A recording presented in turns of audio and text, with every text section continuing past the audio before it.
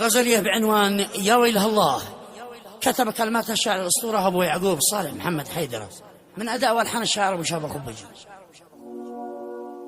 يقول صالح أباه يعقوب يا قلبي صبرا على والغيدي كرم تشحن يا قلبي ما يا ويله الله إيمان بالحب قدرها من صدق يا روح قلبي أنا مثلك على الشوق صابر دمعة عيني تمنت تقدر على دمع خدك يا حناحك اغفرها كما كان اذكر مراعي الصباها يا مكان بهمي وهمك بوادي واحنا بوادي نلعب بتلك المناظر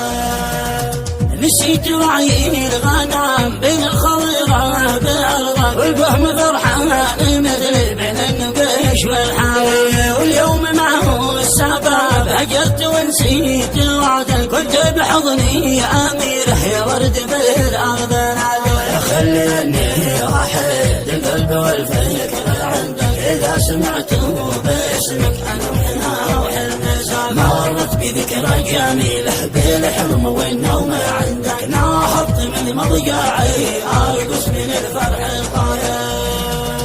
يا ورد بالأرض نادر نبت بعرشي الممالك من ينظر ضاعي قلبه فتاني بالحسن جاي جالس على كوكب الدور الحسن يحلم بمثلك الحسن ساكين بوجهك أظافرك كالحراير لو خيروني الممالك أو خيروني بلادك أنت الوطن والحبيبة بالعين عاو بالمرض مالي ومالي الممالك الكون لحظة وصالك حابي حلقلك حياتي يا نار كل المشاعر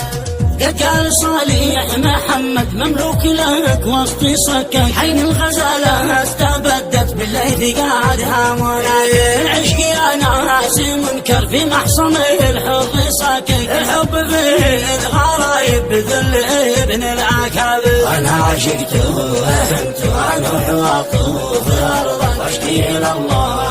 همي والدمع بالخد صار جنوني يا ناسي مجنون عاقلي سكن عندي وصلك ارحم جنوني فإني في معصمي كيدي كاسر يا ليتنا به المراعي عشنا معاه بهم جدك واقول يا ليتنا والبهم نرجع زغاير لازلت مفتوني هايم بموت من جهور حبك يا ليتني في جوبكم عصفور بين المشاقل كبرت وكبر عذابي من جور شوقي ببعدك يا ليت اقدر اصيح ونوحنا وحناك لكن يقولون عيب تبكي وقد يبدقنا وعلمني يبكي بسري بقلبي جمرة ما بخل امسح دموعي بكافك انها حمض خدك واكتب